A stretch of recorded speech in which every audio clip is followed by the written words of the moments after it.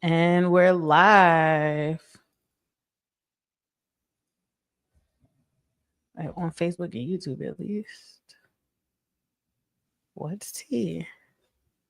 All right, there we are. You are really radio silence. It's fine, girl. Okay. Good morning, Austin. Welcome to another Keys to the Streets right here on KAZI 88.7 FM. I am your host, Bobby Penn, and I got my homegirl who's on mute today for some reason. What's up, Key?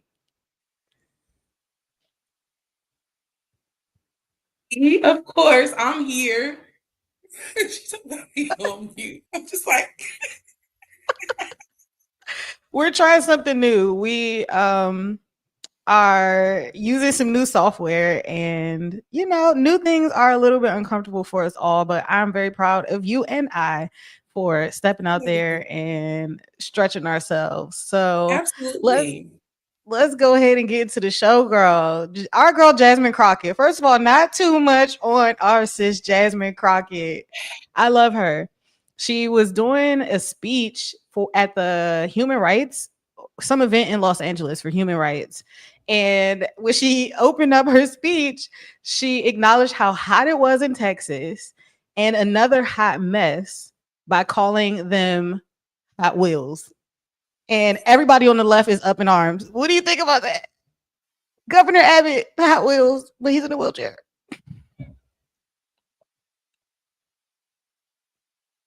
Like it's. Can you hear me? I'm here. You got me. Now it can, yes. Okay. I said the irony of one, like them being so up in arms about it. Just when our president did it was no issue. There was no. I'm like, and I thought we threw DEI out. I'm like, what is it? Which is it? And it's interesting to me also because we know Greg Abbott was anti DEI when he was in that some of those protected classes. So my daddy, old school from Arkansas, and one of his sayings, ain't no fun when the rabbit got the gun. So Okay. I mean, I don't know your thoughts. I thought I mean. Well, here's the thing. I have only been a Texas It was resident. timely, relevant. Like, Very timely, very relevant. I've only been a Houston resident for 5 years. For 5 years, so I'm new to Texas. But the whole time I've been here, I've heard people refer to him as Hot Wheels. So I'm confused as to why we're in shock and up in arms now. Maybe it was an inside joke that we let other people inside. Is that what had happened? what it was. That was like, that was Black Twitter. That was old school. Like that had been a thing with us, and that was, but, but that was something that we kind of knew, for Sis said the ourselves from quiet the part out culture. loud. Oh, okay, that's what had happened. Well, okay. Speaking of our great state of Texas, there are some updates that you want to share for our Austin residents. Yeah, so, and continuing to talk about just what's happening with the times. And on a more positive note, ACC, which is Austin Community College, I forget, girl, you down there in Houston, but Austin Community College in 2024 launched free tuition for high school graduates. And so which is, I'm like, in times like this where we're still dealing with student loans, for them to be able to get access to education in times where they are making it harder to just get relief and support, I think it's amazing that, Austin has taken this step. But I also want to just add some stats to it because they had some really good just information on data in the change since they've enrolled or launched the program. So basically, Austin Community College free program tuition program was held as a game changer when it launched in fall 24. Now, one semester in, the data and the students themselves are starting to paint a clearer picture. Enrollment has surged, math courses are overflowing, and students say the opportunity have been life changing. Um, since fall 2024, when the program launched, high school graduates at ACC jumped nearly 40% in the fall compared to the previous year. The number of students enrolled in free tuition program alone hit around 4,900 in the fall, with retention looking strong at 81% for students continuing in spring of 2025.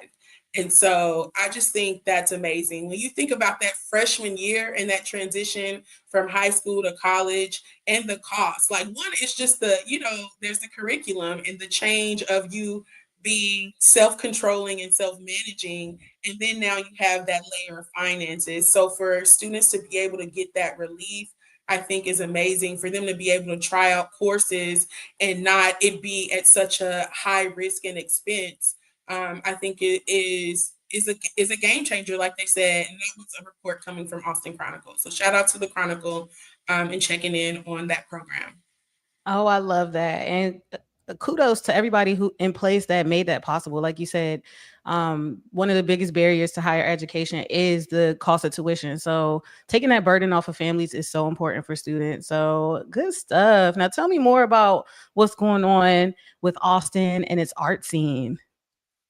Yeah, so I mean, I know last time you kind of segued us and started with the topic of what was happening in DC and the removal of murals and things like that. And I talked about just some of my experience here with murals and my experience as being an art commissioner and some of the things that we were discussing on that level.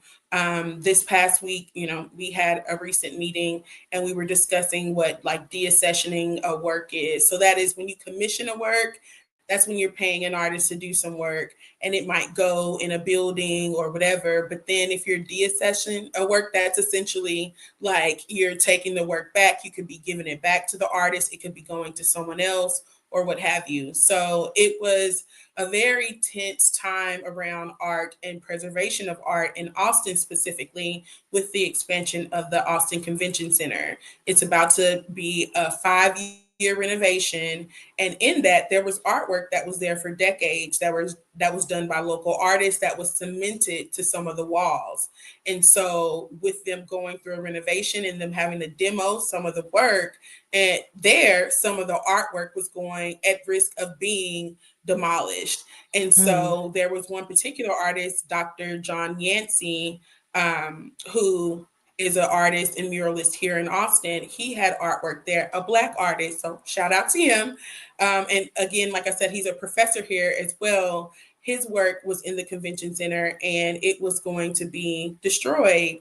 And there was a community, we still don't know, but it was an anonymous donor who came forward to come and get the artwork, to handle it in the deaccession, to take on all the expenses. Because, yeah, if you think about struggling artists in Austin, if I paid $30,000 10 years ago to do some artwork, I have no storage for that now. It's hard for me to find, somewhere to live, let alone me storing artwork that might need to be climate controlled, that might be, 2 or 3 tons. And so it's just a good conversation for us to have about preserving artwork, what happens when it comes, down the line. Are we thinking about it past commissioning it and wanting it for the city and wanting it in a pretty building? What happens when we're preserving legacy and keeping the artwork safe? So yeah, things are happening here on the art scene, and I'll keep you posted. come on, our commissioner. I know that's right. Like I said, I'm so proud of your civic engagement. I love how passionate you are about the city that you call home and especially preserving art, whether it's music, whether it's visual arts, performing arts. I think that that is so important. And later in the show, make sure you guys stay tuned. We have a special musical guest who is going to talk to us about their latest release. So make sure you hang tight. But speaking of civic engagement, if I could jump in here just a little bit, in Houston, I am so honored to be recognized during Women Making History Houston Week, curated by Media Girls Network and Girl Boss Suites. Um, Myself and many other professionals in media, in business, activists, you name it, will be celebrated for an uplifting and powerful event in Houston. So tonight, from 6 to 9 p.m., we're having an intimate dinner at Blush HTX. Some of our counterparts and other honorees are actually being honored at City Hall, and they will receive proclamations for their work and their contributions to the Houston community. So shout out to all the women making moves, all right? Whether you're in Houston, whether you're in Austin, so proud of all of us for all that we do. And those young girls that are coming up that are listening to us, follow your dreams. Chase your dreams. You matter. Just don't segue. Like, how does it feel to get your flowers? I know you work so hard in this industry. Like, one, congratulations, but how does it feel to be recognized as a Black woman and a young girl? Girl, you still a girly. Yes, no, I appreciate it. I mean, as you know, this space, this industry is a lot of hard work to even break in and get somebody to care, to listen, to read an article, to watch an interview. So for my peers, especially, to recognize me and want to honor me and celebrate what we're doing, it just feels really good. So there's a lot more work to do, obviously, but it's nice to get your flowers along the way. So I'm grateful. Shout out to Jaleesa Raquel, the founder of Media Girls Network. I met her years ago on the red carpets, BET Awards, Soul Train Awards, and we became really good friends through that. She's based in Atlanta, but her organization, Media Girls Network, is nationwide. And I've been able, through that program, to learn about, meet, and follow some new emerging talent. So, again, shout out to people who lift as we climb. That's the thing right there. You got to lift as you climb. Yes, absolutely. Congratulations again, girl. Super proud of you. Thank you. So, without further ado, I want to bring up our feature of the evening. Right? You guys are familiar with this person. You have heard their music, no doubt about it. I feel like every Black family, you have to get indoctrinated by learning one of three line dances. You either learning the electric slide, the booty call, or the Cupid Shuffle. All right. So get ready to move because we've got the one and only line dance king in the house. Hail Lafayette, Louisiana, Cupid has been known for making the world dance for years with his infectious energy, soulful vocals, and iconic dance hits. After stepping away from track and field at the University of Louisiana at Lafayette to follow his passion for music, he quickly made waves with early local hits before taking over the charts with the legendary Cupid Shuffle. A five-time, y'all ain't hear me, a five-time platinum recording artist, Cupid has worked with brands like Walmart and McDonald's and has contributed to major movie soundtracks, all while spreading his signature line dance music across genres, from hip hop to country, pop to Southern soul. With viral hits like Flex, Come On Flex, The Cookout, and the Dance South Shuffle, keeping dance floors packed. He's proven time and again that nobody does it like him. So get ready to shuffle, slide, and groove because Cupid is in the building. What up? What up? What up? What up? How y'all doing? Great. How are you? I'm good. I'm good. Congratulations on your. I just was listening, man. Y'all doing big things out there in Austin, so it's all love. Yes. Thank you. Thank you for joining us. Sure. I'm trying to figure out how to get you to be the biggest person on the screen. Give me 2 seconds to figure this out. It's Matter of all fact, good. there we are. All right. So Thank yes, you. Thank you so much for coming on. I'm actually in Austin and Bobby Penn is in Houston. So you're Oh, showing in two okay. different Okay. cities right now. Okay. For sure. For sure.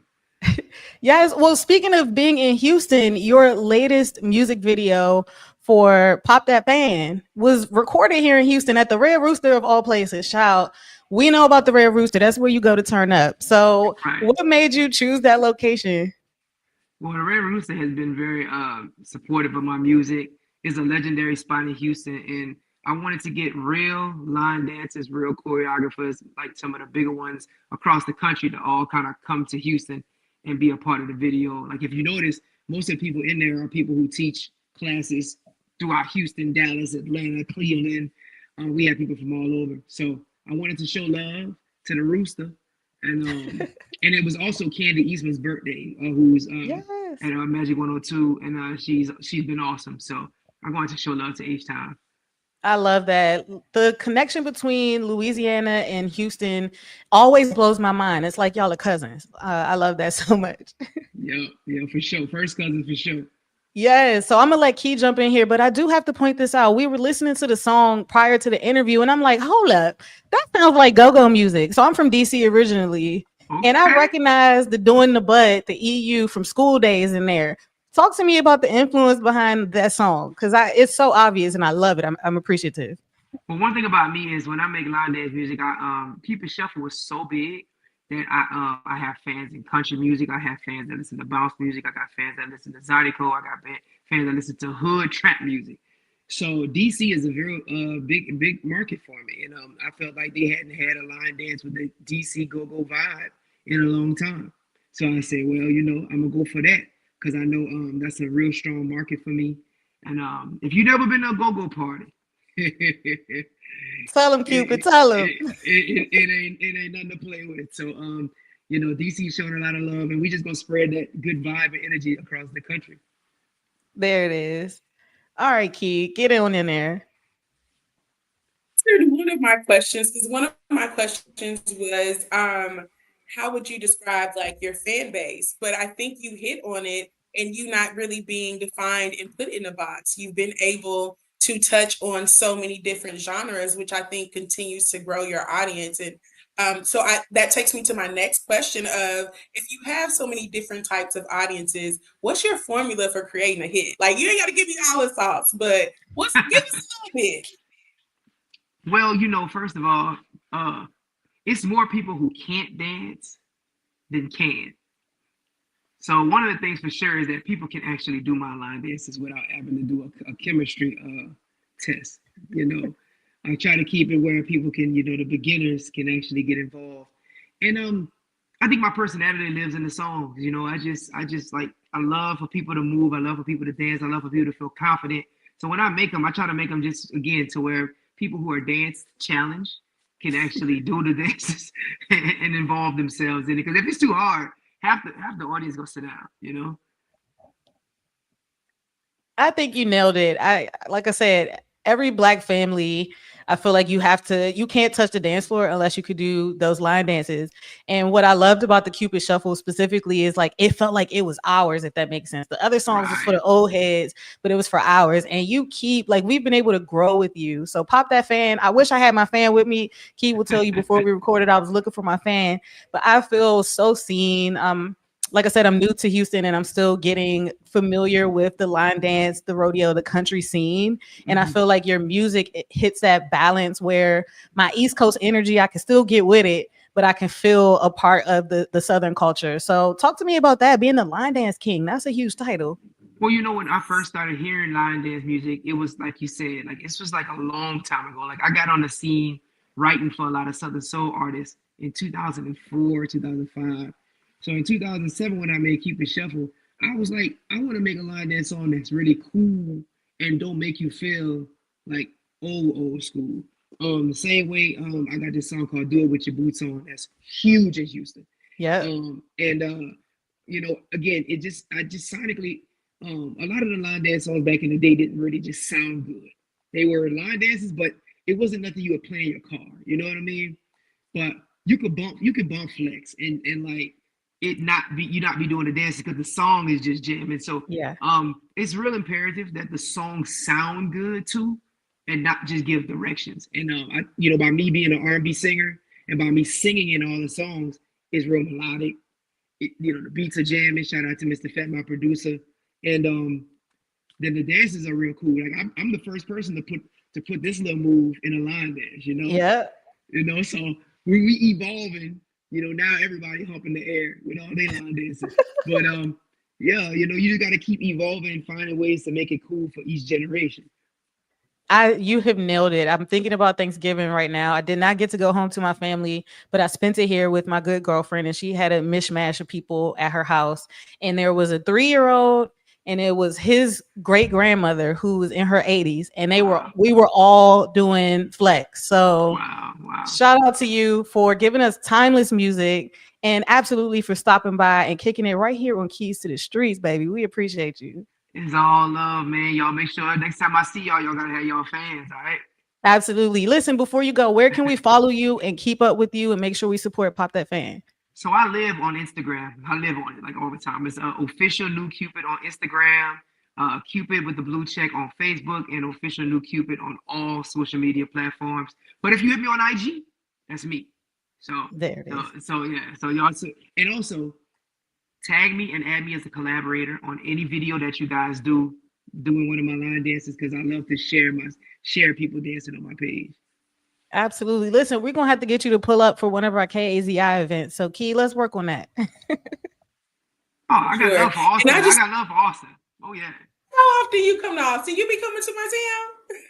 I was at Houston Tillotson about a month ago for homecoming. You I did the were. Boots and Bling event, and then I just got an inquiry about Austin again today from Houston Tillotson, so I should be there again in September. There it Okay, well, is. I'll be seeing you soon. We'll have to spin the block and have you back again. Hey, it's all good. It's all good. Well, thank you again so much, Cupid. Have a good one. All right, y'all take Thank care. you. All You right. too. Girl, how lit was that? Right? Okay. I might be okay failing forward. Yeah, you didn't fail at all. That was an amazing conversation.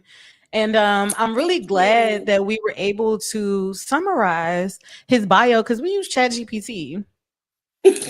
You be using ChatGPT. Girl, ChatGPT is my assistant. If you get an email and it's, oh, my assistant was late, my assistant is ChatGPT. We have to work together. Sometimes her boss is late getting her the information, but ChatGPT is tried and true when you use it right. When you use it right. And That's so the you had a key. great, exactly. You made a good point of what was your statement? How did you say it? ChatGPT is only as good as your prompt. Can That's you yes. elaborate? Yes. So here's the thing with any tool, we all can have access to the same tools, but you got to know how to use it. It makes me think back years ago when I was in elementary school, high school, and it was a question of doing math problems. Do we have to do the math problems on paper or can I use a calculator? Some students preferred the calculator, some teachers preferred you to do it on paper. But we can all have the same calculator, and I don't know how to use this TI 89 with all the keys and buttons on it, right? So it's the same thing with Chat GPT. I feel like, especially when it was a lot newer, people were rejecting it. It's cheating. You're not using your brain anymore. It's going to rot all of us. Us as writers, we're going to be out of work. No, that's not possible. You have to know how to write the prompts in order to get the output that you want. So the question that is posed tonight, or excuse me, the question as proposed today is ChatGPT a friend or foe? All right. So if you're listening, I want you to chime in. Go ahead and tag us in your thoughts. If you're watching any of these video clips, make sure you leave a comment. Is ChatGPT friend or foe? My vote is friend all day. It's helpful. It has literally helped me get a promotion with this contract that I have. It has helped me land deals that I would not have otherwise been able to do without paying somebody a whole lot of money. And it just makes life a lot more simple. Like I said, Cupid just came on. His bio is extensive. He's an amazing person, but we got limited time on this show. So shout out to ChatGPT for helping us summarize that and just get to the good part. What do you say, Key? I agree. ChatGPT is definitely your friend. I have a friend who works in public relations and public affairs with me, and he is anti ChatGPT. And I sent him this meme that he's always like, "Yeah, we're programming it with human feelings and all of this." And he's just like, "I just stay clear of it. I rather just write, on my own." And I'm like, "I write. What do you think I'm doing?" Like, but he's like, I don't even want to input anything in there. And I sent him a meme that basically said, Chat, you're not going to lose your job to Chat GPT. You're going to lose your job to someone who uses Chat GPT. That's it. So That's it. like whatever, but like you said, Chat GPT is only as good as your prompt. It's all about your framework. If I had to give you a 30-second crash course of Chat GPT, it is literally give it three references. If I want to create an idea about a grocery store, what are the best grocery stores I can think of? Whole Foods, HEB, and maybe Publix. So if I'm thinking of a concept of, hey, I want to create a new grocery store, I'm going to say, create a new grocery store with these ideas that I have with the themes or the success measures that these three top restaurants have had. I mean, restaurants, grocery stores. So if you're Yeah. doing that, you're giving it that framework. It's not just saying, oh, I'm going to pick any grocery store out of anywhere, a Piggly Wiggly that is essentially non-existent now. Like, I'm going to pick something that is the top. That is what giving it the reference. Those are the only things I'm considering when I'm creating this concept. So ChatGPT is your friend if you are a friend to yourself. That part. Okay. Listen, I just got a comment. Somebody said Chat GPT is my friend, my therapist, my coach, and assistant. Okay. Clock it. Cause I honestly listen, I be getting relationship advice from Chat GPT. I'm having a bad day. Please help me not cuss this person out. How can I professionally respond to this email? Baby. Chat GPT is the one and Actually not the two. responding, that's honestly, I didn't see myself having to use that as much as I've had to use it as of late. And I've had friends say they use it for therapy. I'm gonna have to check into it. I got a therapist, but you can never have, well, you can't have too much therapy, but that's another topic. A whole nother topic. And I absolutely support therapy, mental health professionals, all of the above. We all need it Same. if we're telling the truth. Listen, speaking of mental health, what about mental powers? Key, are you psychic? Think so. Definitely, that's so Raven. That's so key. It's giving back as of late. I just gotta say, like, Bobby Pin has even seen it too. Like, she's a witness. But in last week's episode, I talked about content creation and how LinkedIn is a new, not even a new platform, but it is a lot of territory that I don't think people are venturing into.